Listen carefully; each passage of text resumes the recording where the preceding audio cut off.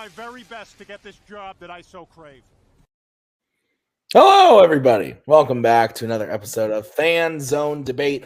We got another debut match for you here in our little title picture of debut people all coming in, all people that have, like I've said in the other matches, have been banging down my door to get here. They've just been like, Tim, when will I debate? I need to debate. I must debate. And it's just been crazy. Well, they're finally here. And we got another good one for you. We think it'll be a good one. We don't know. They're debuting. We don't fucking know. So we got Tyler Burch and Alex Martinez debuting for you. And Brian, I believe you, out of order, this is the fourth of these that we've shot. I believe it's only the second to air, but I believe you've been at all four of these debut matches. I believe so, yeah. You've seen the whole cream of the crop. What do you think about Tyler and Alex debuting now? Well, like you said, I think there are two more guys that, banging down the door, asking when they're going to debate, and then you get them here, and they're like, did I sign up for this? But yes, you did. You're here. You're going to do it whether you like it or not, damn it. No, these are both, I have a whole lot of experience with these guys. I think I've been like in rooms with them on certain, like, whether it be, group trivia matches or just panels or something. And they seem like really nice guys, but I'll have to see how they can debate. Yeah. And Cody, I think you have had some more experience seeing Tyler and Alex in the trivia sections over in Fandom, watching matches and stuff like that. And now, how do you think that's going to translate over to debate? Do you think they're going to impress us today? What do you think? I was just told that I get another shot at Kirk if I show up to this, so wins my match. No. Tell me something that hasn't eaten away every day since. But I was once a person that debated in this league and had was happy and excited to play, and then that will be lost at some point. Both of you will lose that at some point, and you'll hate yourselves, and you'll think of Blade Runner at night. Listen, I think both of these players are going to be very interesting in how they debate. I've seen how they answer questions, and that's normally correct in Fandom. But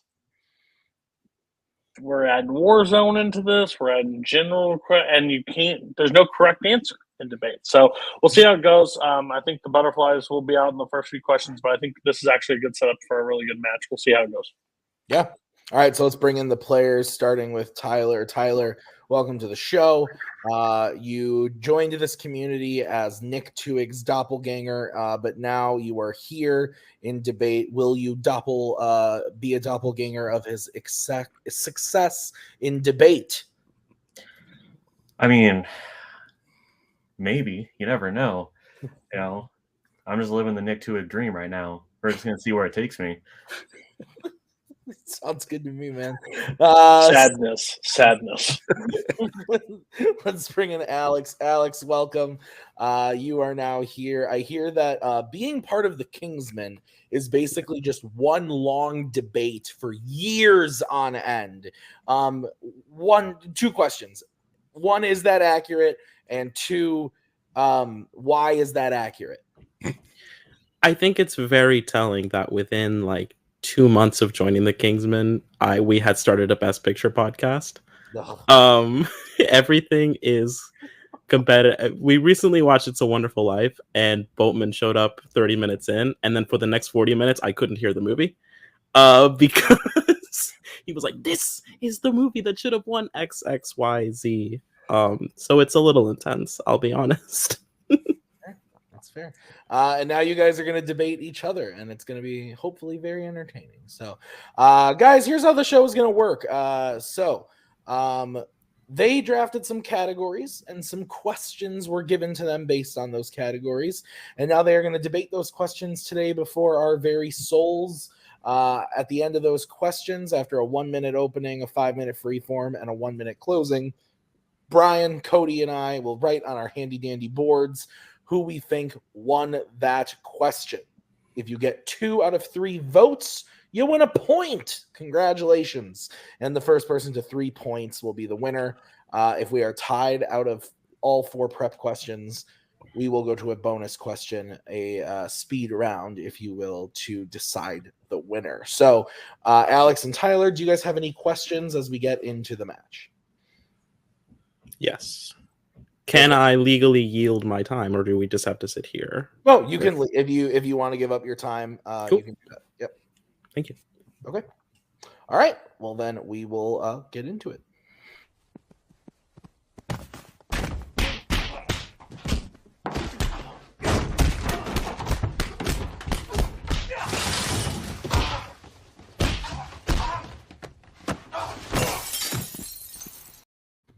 All right, let's get into this thing, starting with the first question, which was drafted by Alex. It's in the category of horror icons from the fandom world of Fanzone. And the question is, what is the worst character in a Halloween film?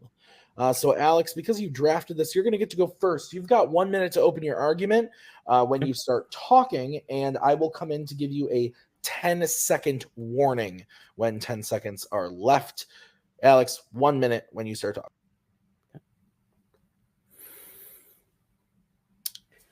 The category of fandom horror icons is filled with lots of things that we have to accept, and we should. It's a fairly weird category, but there's some things that we can work out. There are camp counselors that go every single year to a camp where it's called Camp Blood. That's a thing that we have to deal with. There's not the death penalty in a lot of them, which I think is interesting and weird, despite the fact that they keep, they know where the killers are. I think that's interesting. One thing, though, that I cannot abide by is the character of Freddie Harris. Freddie Harris, you will remember from the Halloween franchise, played by the great Busta Rhymes, who is a street karate TV executive. Time. All right. We'll move over to Tyler for his minute opening when he starts talking.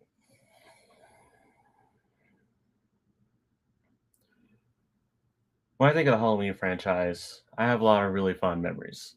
A lot of great characters, some not so great.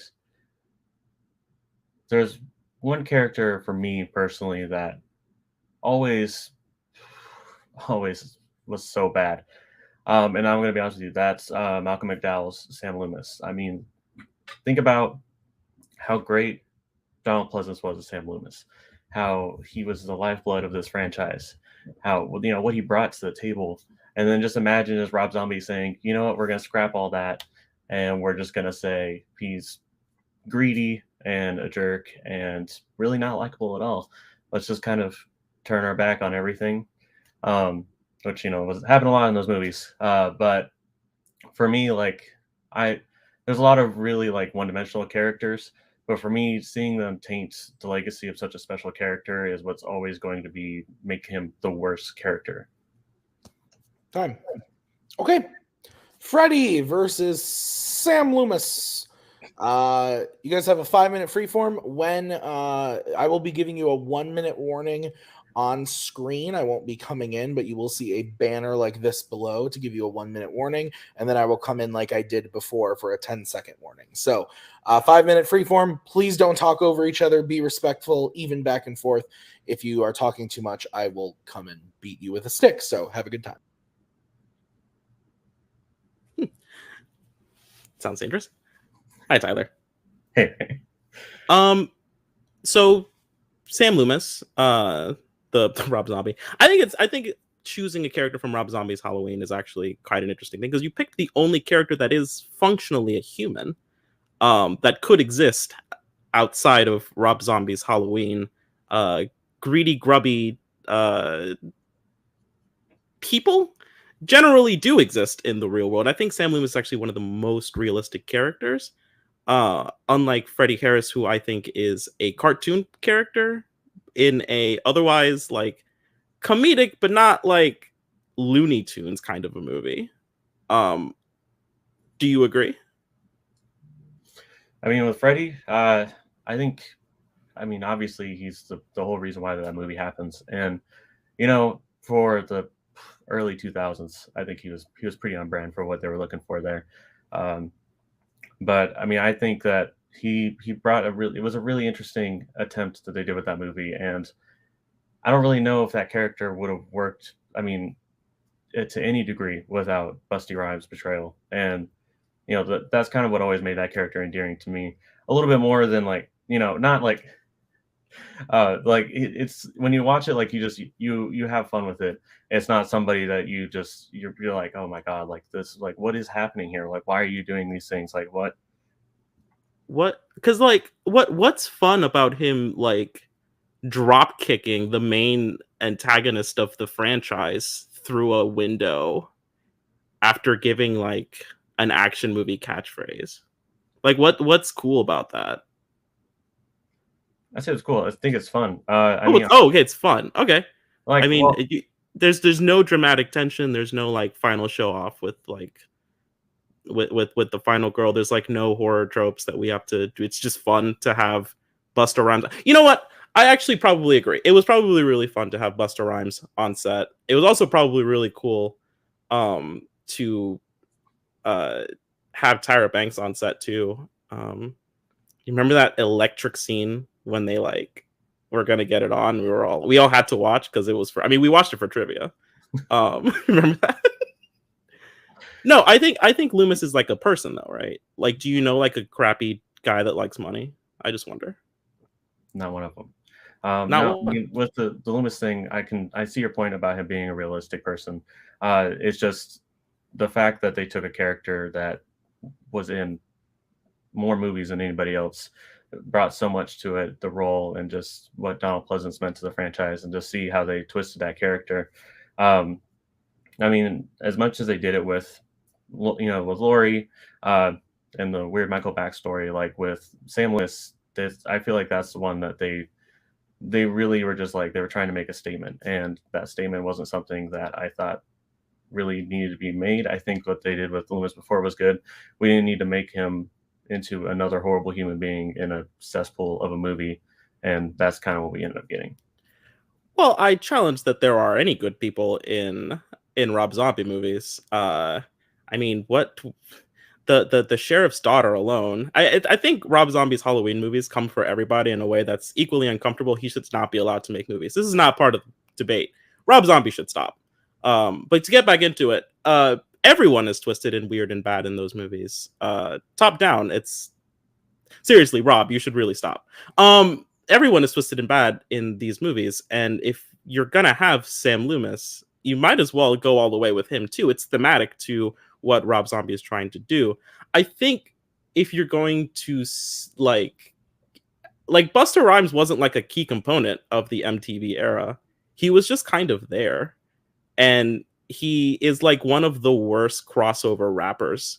Like, why couldn't he be like Common? Common just shows up and is like in a movie. Now You See Me?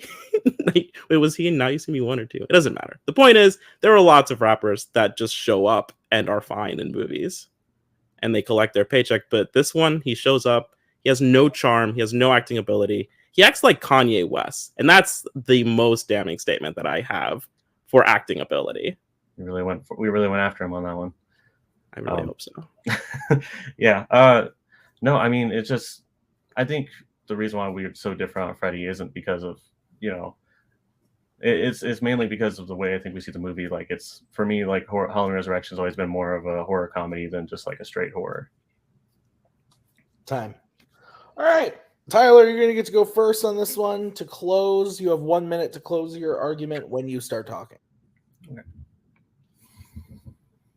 Yeah, just to recap, I mean, for me, like for Halloween, as much as you think about Laurie Strode, you think about Samuel Loomis, and Donald Pleasance brought something to the franchise, something that made it last as long. I mean, as far as like Michael and Laurie is important, I think that Samuel Loomis is probably the most important character for keeping that franchise going, especially through a lot of the very questionable sequels.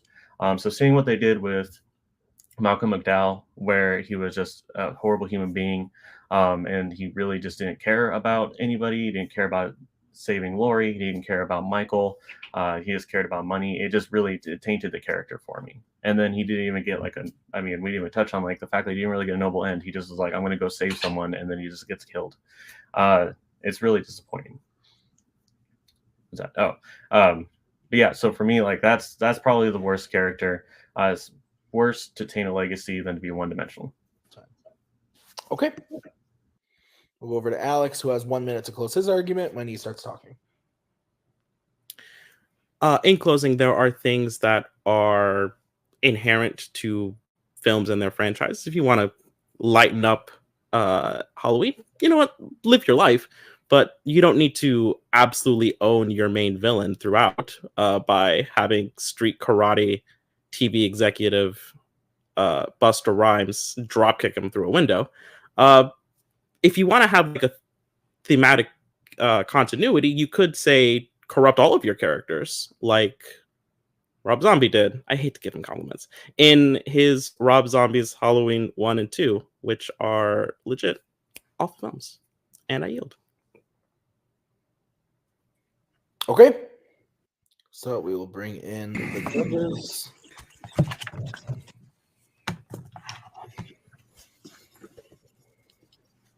Tim, I'm going to need the question again. Sure. The question again is, what is the worst character in a Halloween film? Okay. We got our votes here. This was rough. This was rough. I don't know what was going on, and I had to sift through what was happening. A lot of things were said that didn't matter in the slightest to the question at play. But there were little things that I had to grab onto. And at the end of the day, we spent a lot of time talking about Busty Rhymes, I believe Tyler called him at one point, which made me laugh. I could have misheard him, but That's what I heard too. We spent a lot of time talking about Busta Rhymes and whether or not he was a good actor. Like, I don't know. I went with Tyler. I thought that Tyler's pitch of like not only like the legacy of the character being completely tarnished, but also the fact that they just like the character in it of itself is just like not a good person or character worked for me, and there wasn't much to go off of with Busta Rhymes other than like, yeah, like he's kind of funny and that's not the point, but maybe it is the point, because at one point Alex even said like, yeah, I bet he was fun on set, and I think he was trying to be sarcastic, but it didn't really come across. So I don't know. This was weird. I went with Tyler, like I said. So Cody, where are you going and why? Yeah, most of the time I have a quote where it's like, "This is weird." This was just so. I don't. There's a point in this debate that Alex would have won and nothing else would have had said. He literally looked at Tyler and goes, "Do you agree?"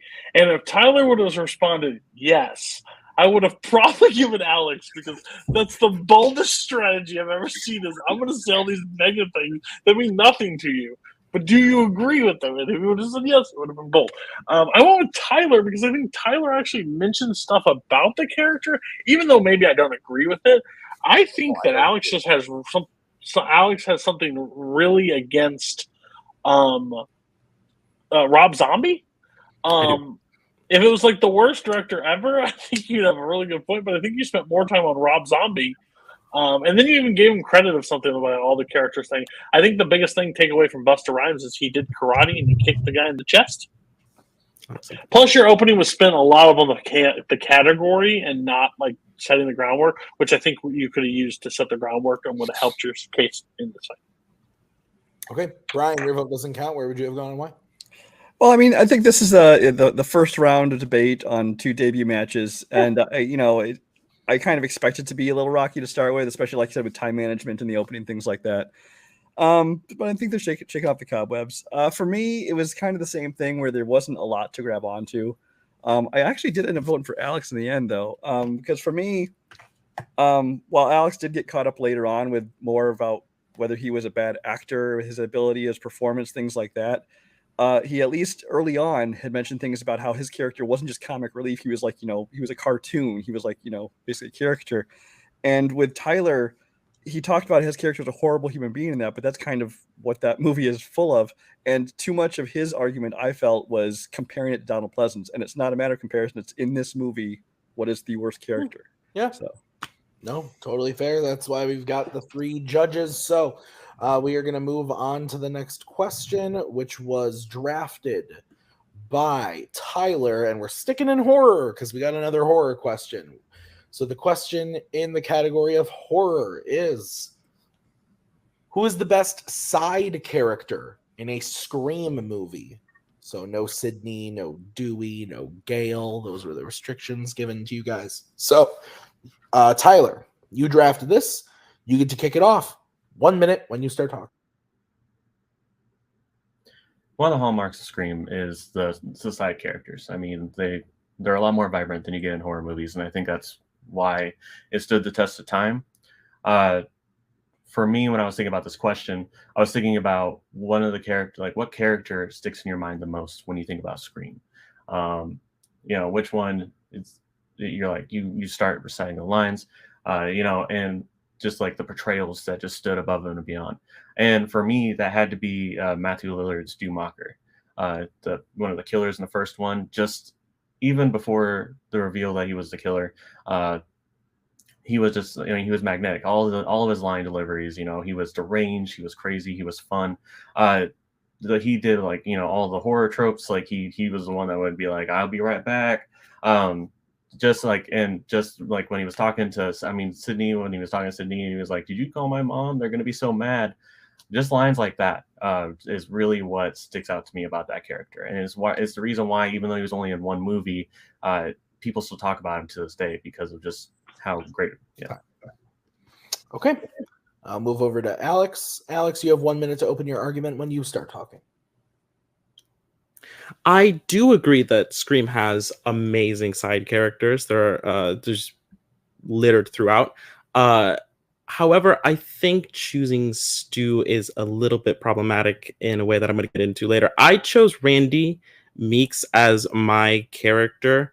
I think that if you are going to do a movie as bold as Scream, the type of movie that Scream is, you need a character that is going to define the rules so that when you break them or point them out, it actually has resonance. And I think Randy is the kind of energetic character that brings that idea to life. Quite frankly speaking, without Randy, the movie doesn't work half as well.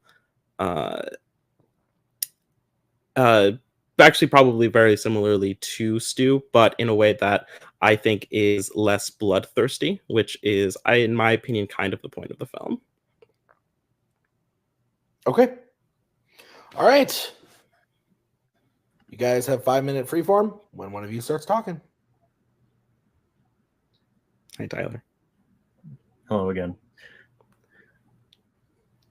Is Scream satire? I feel like just yes or no. Is Scream or satire? Yes. Okay.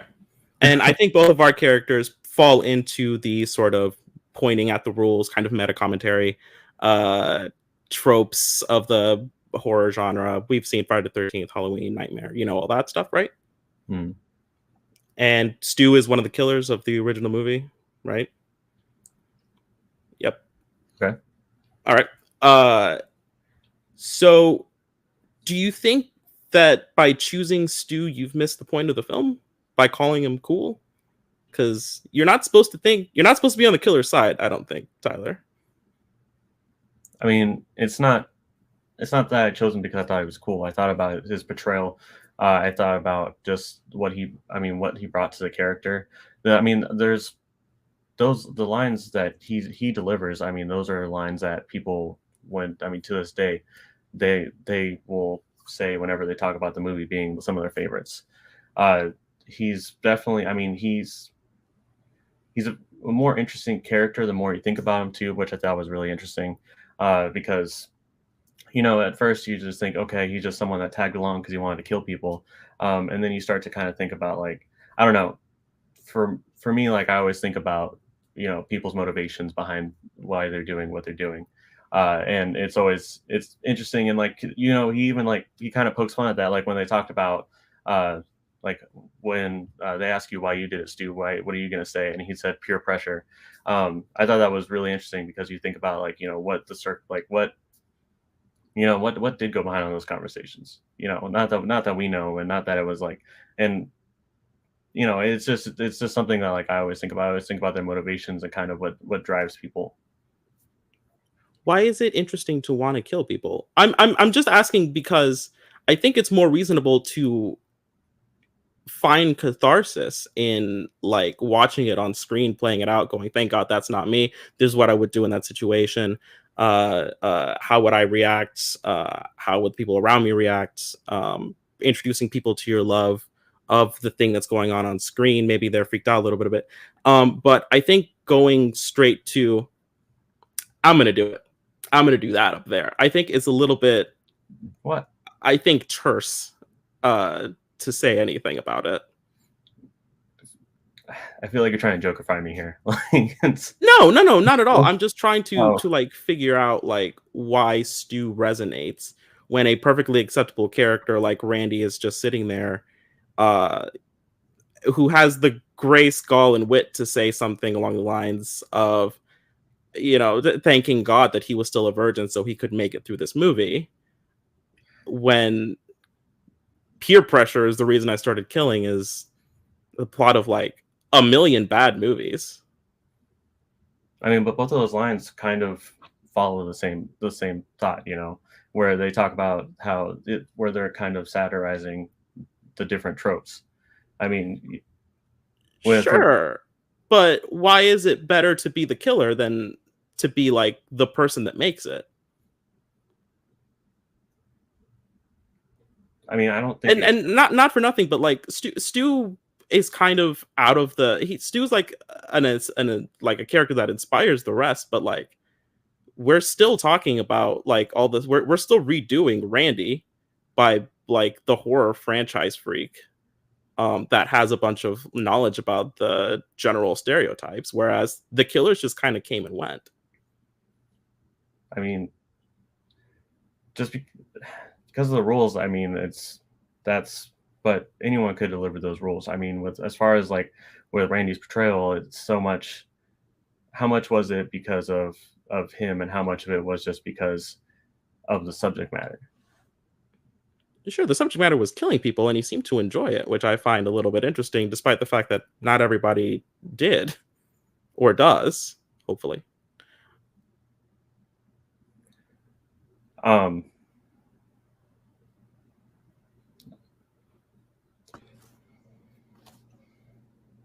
Yeah, I just find Randy to be a more palatable character, one that is less bloodthirsty.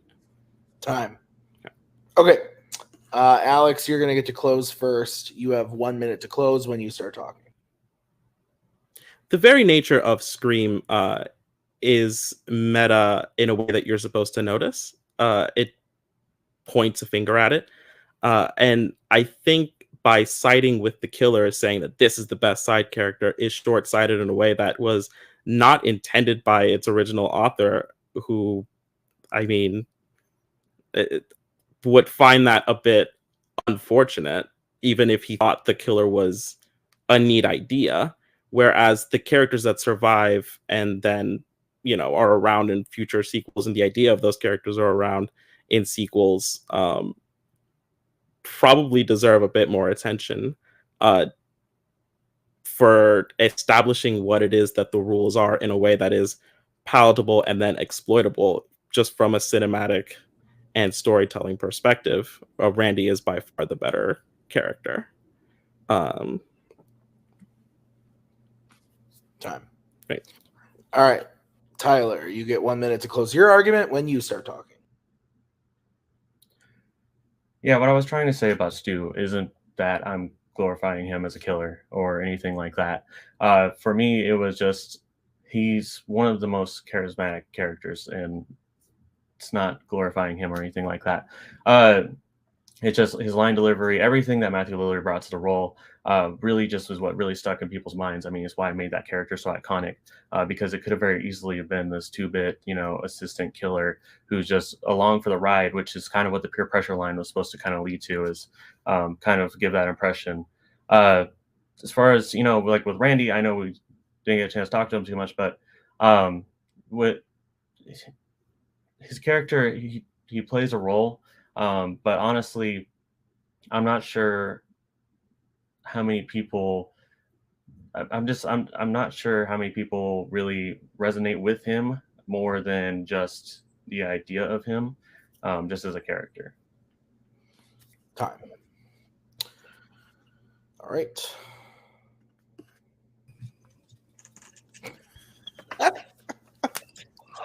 Oh my god! I've never wanted to jump in and in the worst fucking way possible. Yeah. I'm sorry. Yeah, go. No, don't be sorry. You guys. No, you guys do you. No. That's how the debate works.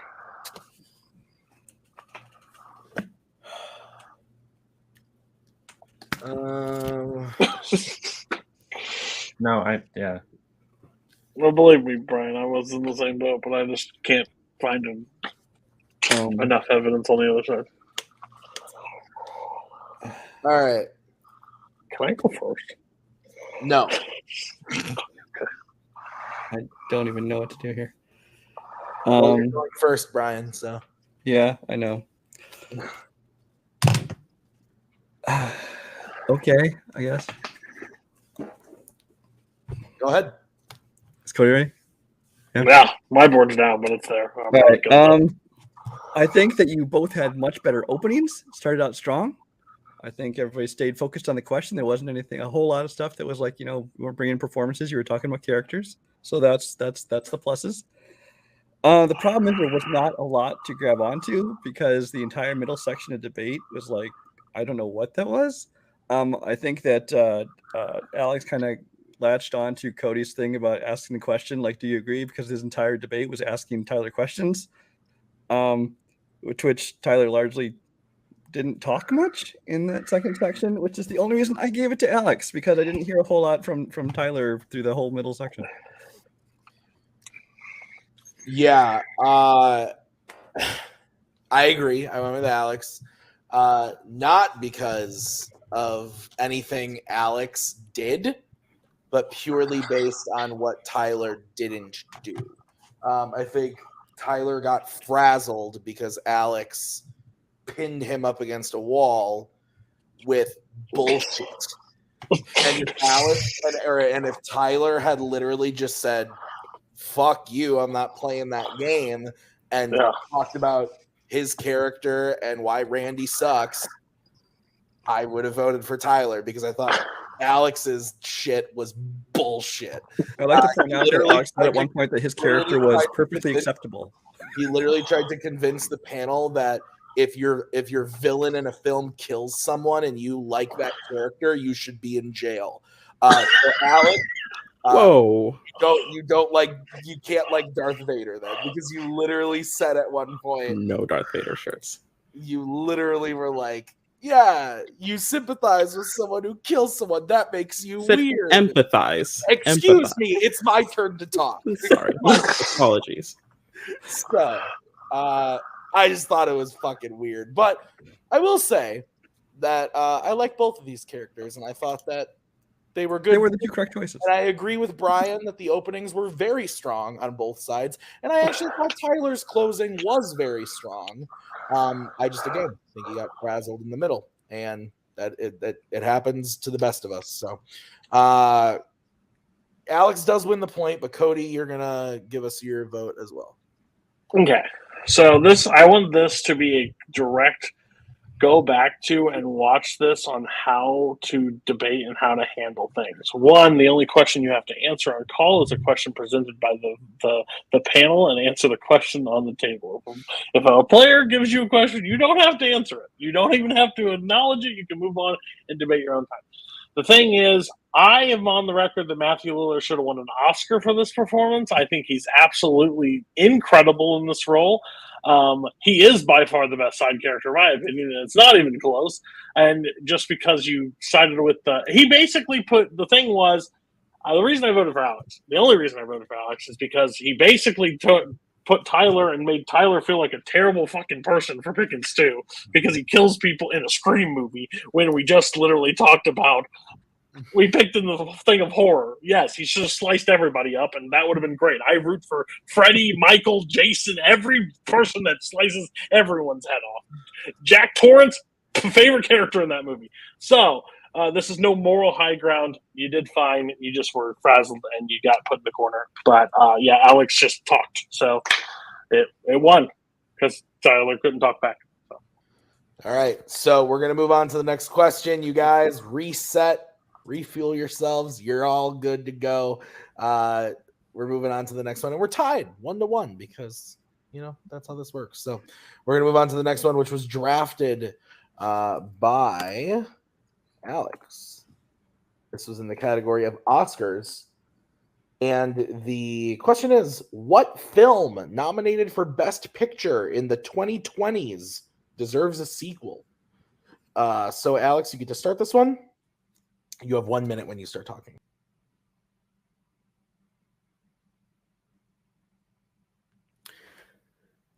There have been lots of excellent, interesting, fantastic, terrible movies nominated for Best Picture in the 2020s. And probably more than a few of them deserve a sequel.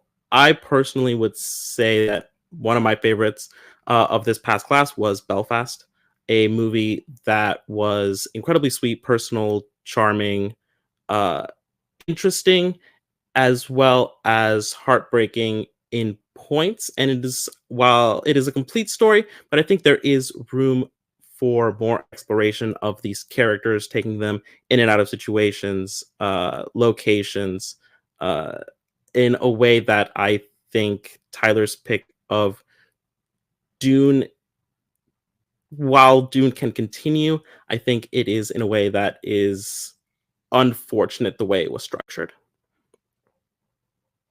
Okay.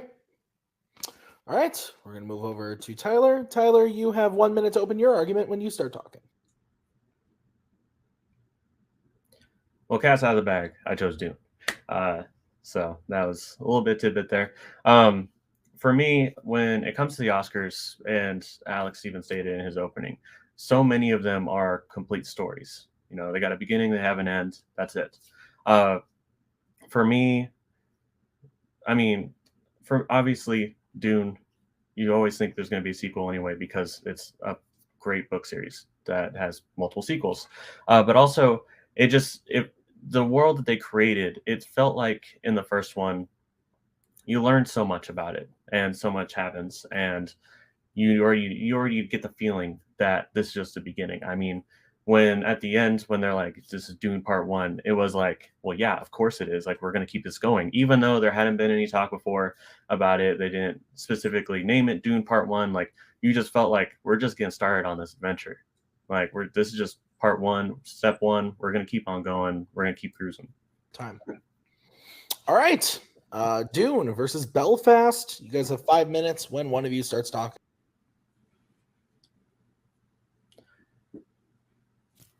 Yeah. So honestly, like for Dune, like the reasoning. There's so many different reasons. Like I said, obviously, like it's easy to say that it needs a sequel because of the fact that there is the book series. But also, just as you're going through and you're seeing this world, it feels like there's so many different breadcrumbs that we're going to keep building towards. That this is a story that you can see it is like the fall of the House of Atreides. That's what this movie is supposed to be. But you also can tell that this is also the beginning of a story as much as it is an end of the Atreides house story. So, I honestly like Dune Part 2 can't come fast enough. Yeah, so in fairness, I actually quite like Dune. I think the major problem with it is that it is an incomplete narrative. It is functionally about a third or about a half of the first Dune novel. They did this whole movie. No immediate plans to do a sequel, and they said, well, I hope we get to make it, knowing that people would cry out for it if they didn't happen off the back of things like the Snyder Cut. I think, though, that's a bit of a problem when you've got actual complete narratives with actual places that can go that are not obvious. For example, Belfast, you can immediately follow this family. You can follow them years later as perhaps they come back to Northern Ireland. You can do all sorts of things, whereas with Dune, I think you're pretty set on the way that you've got to go. I think it's astounding that Dune did everything that it did, despite the fact that nobody really talks about the performances of Dune. It's almost purely a technical wonder. They built all these sets. They did this amazing music. They did all this stuff, and yet we're not really crying out for Timothée Chalamet. We're not really crying out for an Oscar for Rebecca Ferguson. We're not really crying out for anything for Zendaya. It is a badly marketed film. They'd implied that Zendaya was in it a lot more. And it's also... Sorry, go ahead. Oh, I mean, but the fact that being Zendaya being in the marketing and what drew people in, the fact that she's going to be a big part of the sequel, I think is also going to lead to why people want to come back to the story. It's part of why I talked about the breadcrumbs, because it's, and I disagree with you about the performances. I think that a lot of the performance was really dynamic. Oscar Isaac did a great job. Timothée Chalamet, that character, you can see how that character starts to grow and where his journey is going to go. And I'm all in on learning more about Paul and how he connects to, the larger world that they're building around him. But I think with the marketing and everything, like, that's because it was obviously a bait and switch. So I don't really know if the marketing is really a big part of this. But the fact that the things that people focused on that they wanted to see, they now get to see more of in the sequel, is why people are clamoring for that sequel. I would challenge that Timothée Chalamet is great in Dune. I would pass that Oscar Isaac is good in Dune. I would just say that, Oscar Isaac's not coming back for Dune. I'm unclear as to the capacity of Rebecca Ferguson in the sequel to Dune. I imagine Paul Atreides will be the main focus of Dune. The problem with that is that you already know. They've told you what the plot of Dune is going to be, as opposed to Belfast, which you're going to walk in with an entirely new story, either set in a new country, or you can come back to the same country years later. Have you ever come back to countries, like, have you ever come back to your neighborhood after even just 2 years away? It's drastically different. There's all sorts of potential for a Belfast sequel.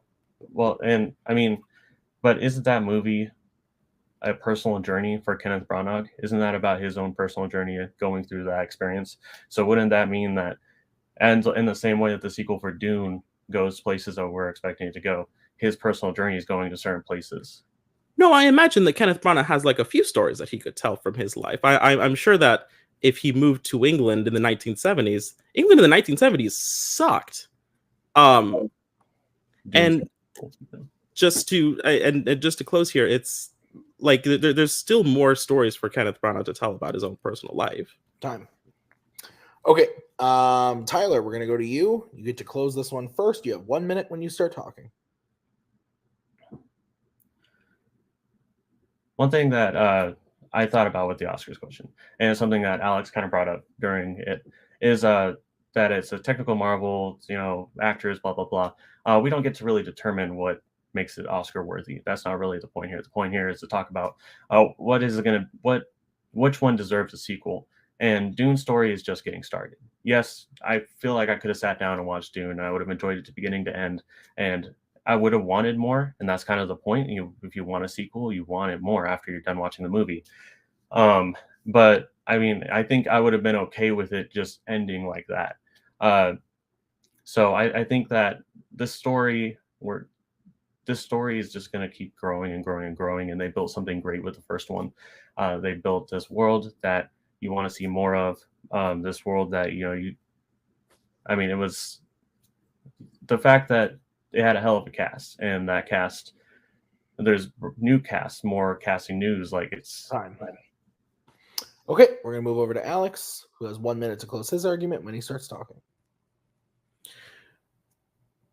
You don't deserve a sequel because you've adapted a third of a book and then leave it to the fans to decide if you get one. That's not what deserving is. You might get it accidentally, and that's great. But it would be better if you had told a complete narrative, a complete beautiful narrative, and actually gotten everything you wanted out of it with still room to grow. The characters in Belfast have that. They have relationships, dynamics, complete ones that would be interesting in new countries, new times, new away from each other together, in a way that Dune only works if these characters were all together. Dune has spoiled itself. Do you know what's next? The war. That's Dune Part 2. And Belfast is very open-ended. You can do almost anything you want with it as long as it reasonably makes sense. Okay. All right. Bring in the judges. All right. Cody, whenever you're ready, I believe you're kicking this one off. Oh, now I get to go? Yes, you do. I wanted to go last time. Sorry.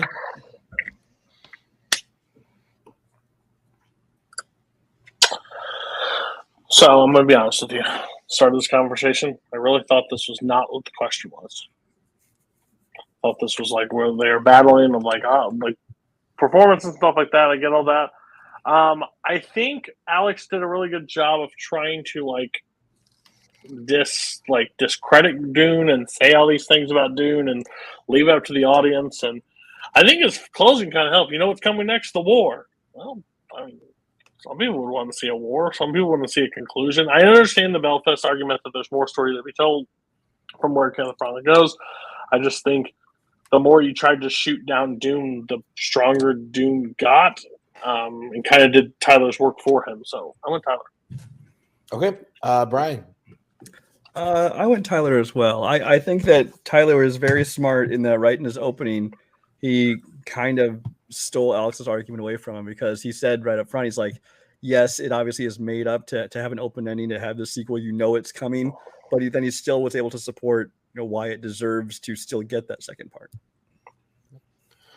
So Tyler wins the point. I also went with Tyler. I actually thought that, I understood what Alex was trying to do, but I thought that Tyler did kind of exactly what I wanted him to do in the last fight, which was not feed into some of Alex's bullshit, and to the point where I thought the line that really sealed the deal for me. Sorry, Alex, but the line that really sealed the deal for me was Alex kept talking about we can go anywhere with the Belfast sequel. We can do anything.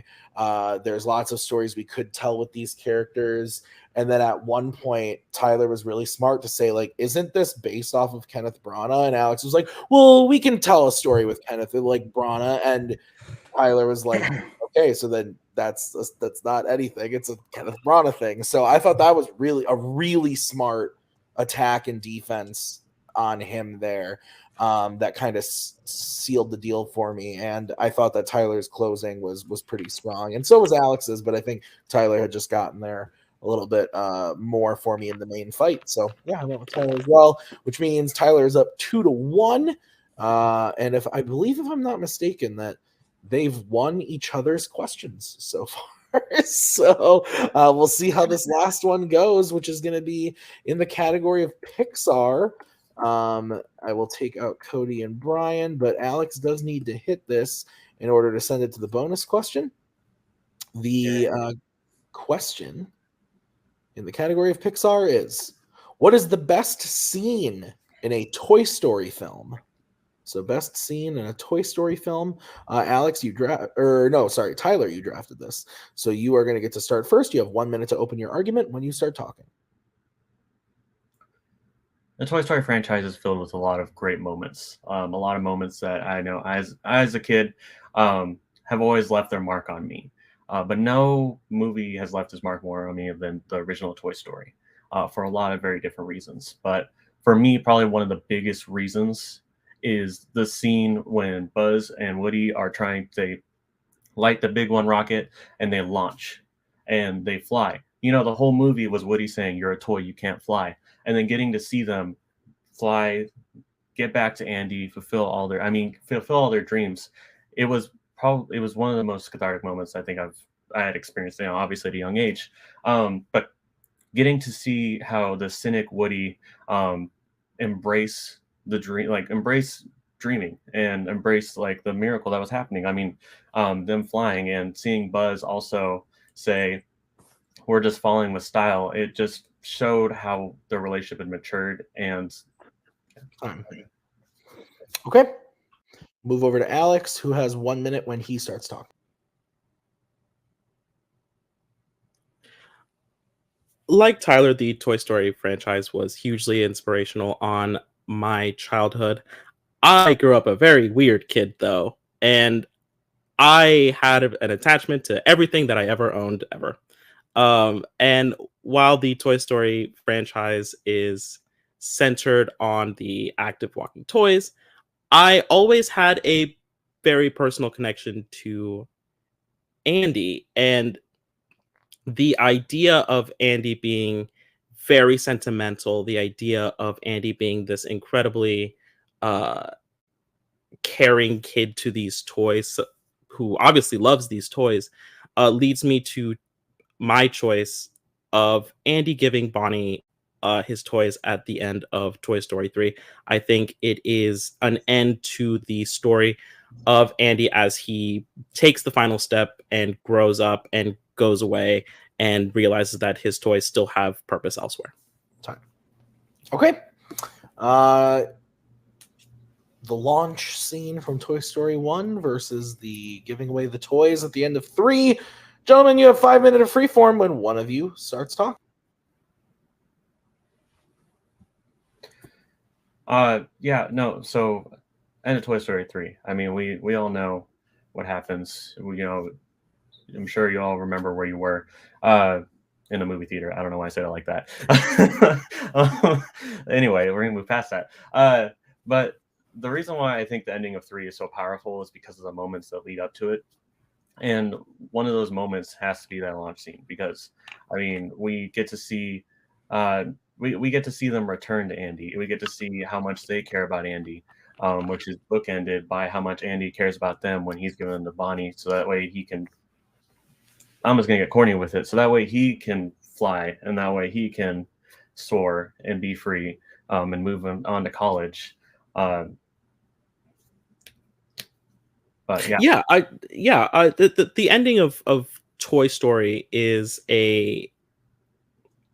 it's out of an action movie, which it's a really interesting choice to set that in a way.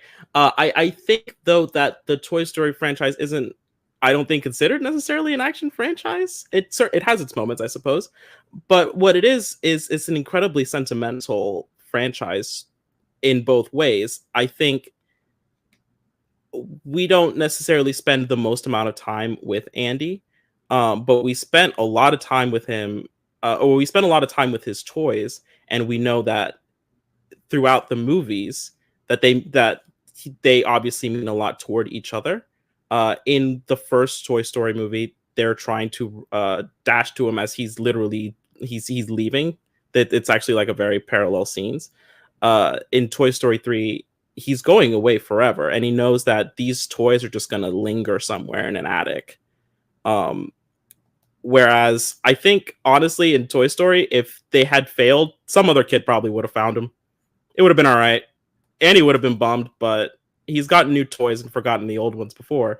In Toy Story 3, he's an adult, and he realizes he's never going to see these toys again. Why not give them to a new...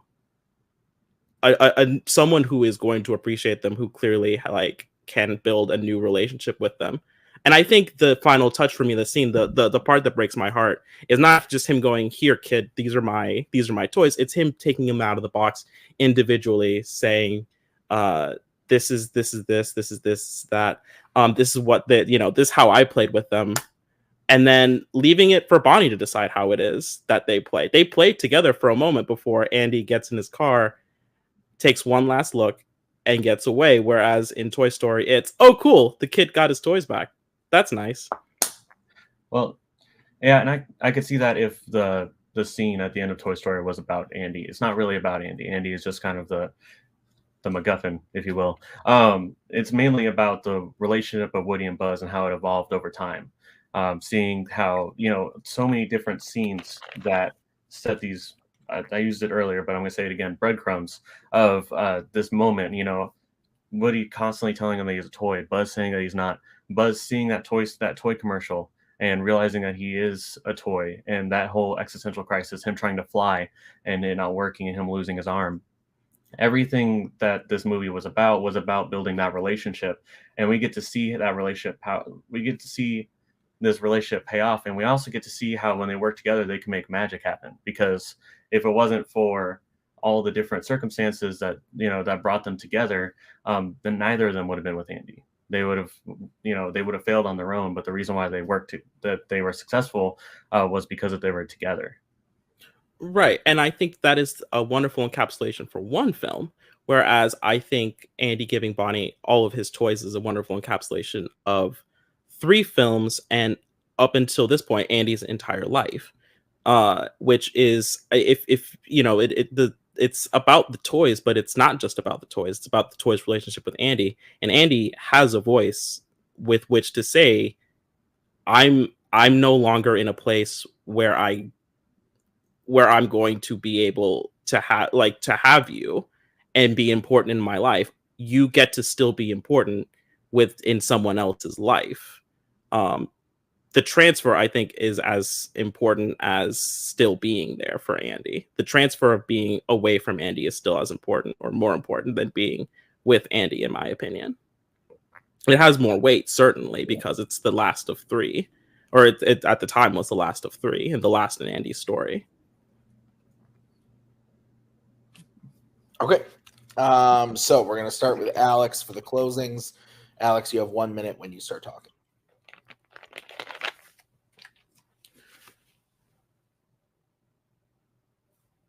The end is probably one of the most important parts of a movie. If you're going to end a particular character story that you've been following for a very long time, whether that be movie, book, film, real life, you have to do it in a way that's meaningful and true to the characters. Andy loves these toys, has cherished them, and the relationship goes both ways.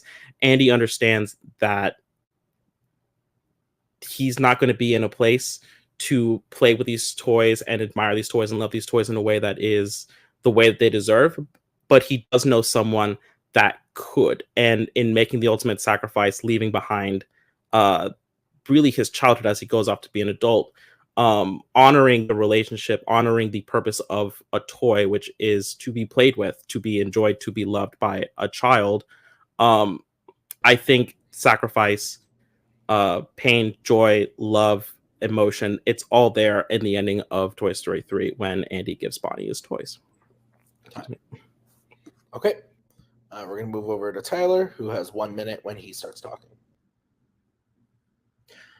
The ending of a trilogy feeds off the movies that came before it. Yes, to the ending of 3, you felt a lot of things, but that was mainly because of what came before. The evolution of Woody and Buzz as time went on. Honestly, Andy, as much as they loved Andy, very rarely did we see Andy return that love. And so Andy's, like, even though I was the same age as Andy, I never really thought of myself as him.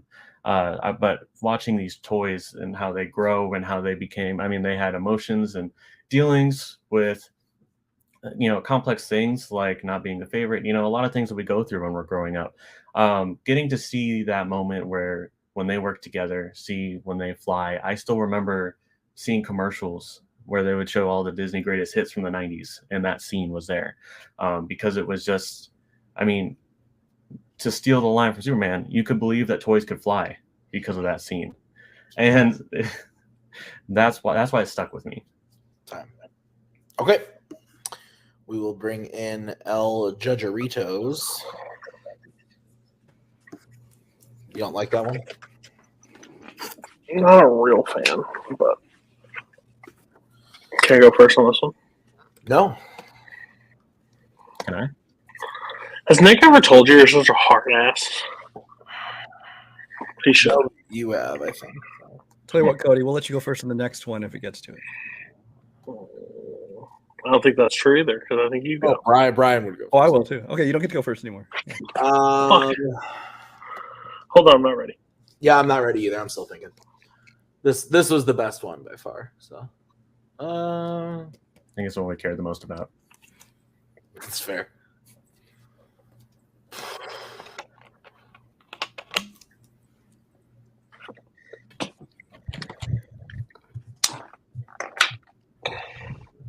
I do love the conceit of this match because we're like the two bummer players of each of our teams.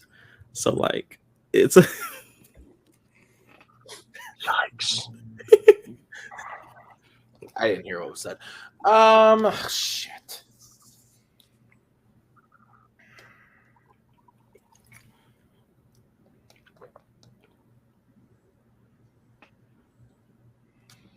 Okay. I'm already ready, just to let you know. All right.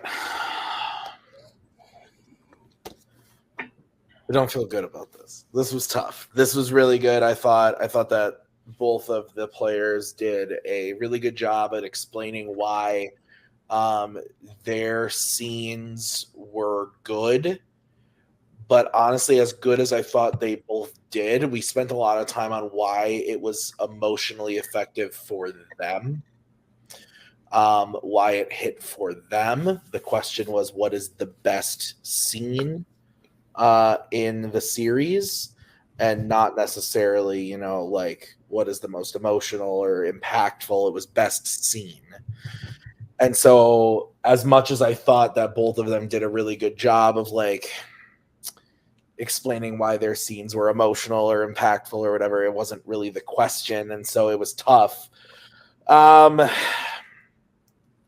Ultimately, I did go with Mr. Tyler Burch, because I thought Tyler's closing was really strong, where he basically said that, like, yes, the end of 3 is emotional and impactful, but you don't get there without the character building moments. And while it is a big moment for Andy, you don't necessarily see a lot of Andy. I disagreed with what he said, but I didn't let this impact my decision. But I disagreed with what Tyler said about Andy not returning the love. I saw Alex freak out backstage. I agree with you on that, Alex. That was some bullshit, Tyler.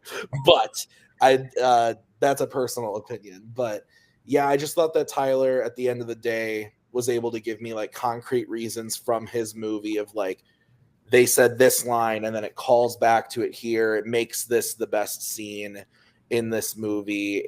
The whole movie builds up to it and it hits. Whereas 3, yes, it's emotional, but there's a lot of build up work to get there. This was really tough. I could have gone either way, but I had to pick and I went with Tyler. Cody, where are you going? Oh, I forget to go. I agree with Tyler. I don't think that Andy does show enough love throughout the series. Yes, I think he's kind of an ass, if we're being honest with ourselves. Like, I mean, he's young, he does all the stuff, but I think like overall, like the characters are the characters that depend on each other. Overall, the whole situation, I think these are 2 really good choices from them. I had no problem with that. I think it was a turning point in the fight for me is when Alex like tried to pin this all on Andy and what Andy felt during the entire exchange, because that's who he leaned towards and said that Andy was, the most sentimental character. And that's basically where Tyler threw off and goes, I'm more with the characters in this one and who I was attached with and the flying and them coming together. So I actually went with Tyler as well. All right. And Brian, where did you vote? I actually went with Alex again on this one. First of all, I do think that Annie, the reason you don't see him show much love towards the toys is because most of the movie is what the toys do when humans aren't around. So it's kind of the point. If you told the story from Andy's point of view, you could see how much he loved him. But that aside, Thor's laying on the fucking floor. No, I'm just kidding. I just think that I think that Alex had a really strong case when he says, this is at the heart of fundamental franchise, and I think that his scene kind of was the culmination of the series and everything that led to that point. And again, as he said, up to that point, because yes, they made that fourth superfluous one that I don't really care for, but up to that point, it had been the journey of the toys and the journey of Andy, and I think he made a good point of how you not only see how the toys and Andy are, both saying goodbye, but at the same time, Andy, takes that time to play with the toys with Bonnie. It's kind of passing them on to her. And so I just really like his argument on that. All right. Well, this does mean that your winner, Tyler Burch. So we are going to start by talking to Alex. Alex, you did really good tonight. We had some hiccups. I said that you threw some bullshit. I stand by, but that does not mean that I think you are bullshit. I think you did really well for a debut match. So, how are you feeling, sir, about the match? I feel fine. If I have to chat up some bullshit for a franchise that I'm not necessarily the biggest fan of or have seen every installment of, then I absolutely will. I thought that Tyler was going to get frazzled during one argument. If I had to get him frazzled during one argument, then it was going to be that one. Sorry, Tyler. That sounds mean. I really apologize about that. I realized that I'm like a hair away from being kicked off of multiplex at any given time, so I wanted to try and make this as painless as possible, which hopefully we did that. About an hour, still on it, so yeah, be all right. I just wanted to come on and chat some movies. Yeah, that's all we ever want. Alex, who do you want to play next to try to maybe get the first win? Yeah, anybody. It's somebody bad. Just give me somebody bad, and then maybe I can win that. There's quite a few of those, so we can see what we can do. Alex, great job for your debut. We will see you again next season. But thank you for being here tonight, sir. As we move over to Mr. Burch, Tyler, welcome back. You won your first match. How are you feeling? Surprised, mostly. Everything was working against me. You gave me Alex, who loves to talk all kinds of shit and just go and very argumentative all the time, which is very not me. So I was like, this is already not going well. And then he chose Oscars, and I don't watch Oscars movies. And so I'm like, I don't know. And then he chose Toy Story 3's ending, and I was like, well, that's over. And so it was just a whirlwind of emotions of like, this is it, man. This is it. Like, get 1 point, you're out. Here we go. Yeah. That's fair. Tyler, this does mean that you're moving on.